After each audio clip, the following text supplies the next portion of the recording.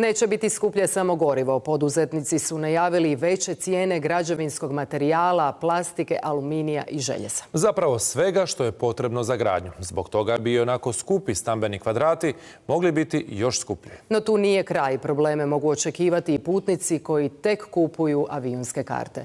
Ana Mlinarić. Ovo možda ne biste rekli, ali asfaltiranje ceste višestruko je skuplje nego prije samo nekoliko tjedana. Cijena bitumena, neophodne sirovine za asfalt, skočila je s 312 eura po toni na čak 724. Tu gradnja asfalta, to smo stopirali, ne dajemo trenutno ponude, jer kažem vam, ne možemo uopće reći kalkulaciju do tog dana koji ne bude dan ugradnje. Ulazni troškovi su narasli preko 35%. Građevinari s kojima smo razgovarali kažu da im iz tjedna u tjedan stižu obavijesti o višim cijenama željeza, plastike, čelika, vodovodnog materijala. Ne možete biti s jedne strane neozbiljni i svaki tjedan mijenjati cjenike. Nešto smo korigirali da budemo na plusu, ali strah nas je da budemo iskreni pogledati kalkulaciju.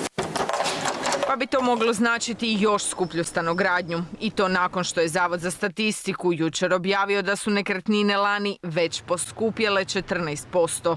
Posljedice rata ovdje će se tek osjetiti. Rekao bih unutar par mjeseci, to je bio primjer isto kao kad je bio COVID, kada je cijena transporta narasla, onda smo osjetili nakon par mjeseci porast cijena nekretnina. Jel?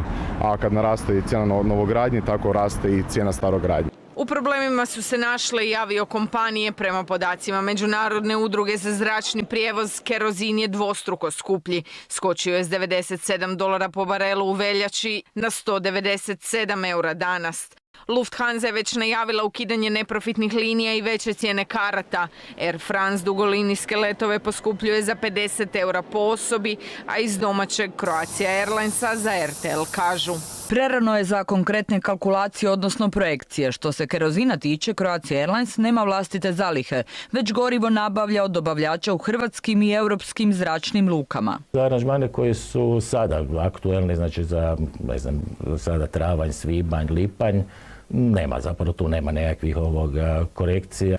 Najvjerojatnije će biti nekakvih promjena za aranžmane koji su u rujnu, listopadu, studenom. U najvećem su problemu niskobudžetne kompanije koje kerozin kupuju unaprijed po fiksnoj cijeni. Iz EasyJeta ugovorene letove garantiraju još samo iduća 2 do 3 tjedna, a Ryanair će od svibnja možda smanjiti broj linija. Putnici koji vole kupiti avionsku kartu za nekoliko desetaka eura pitaju se je li ta era došla svome kraju.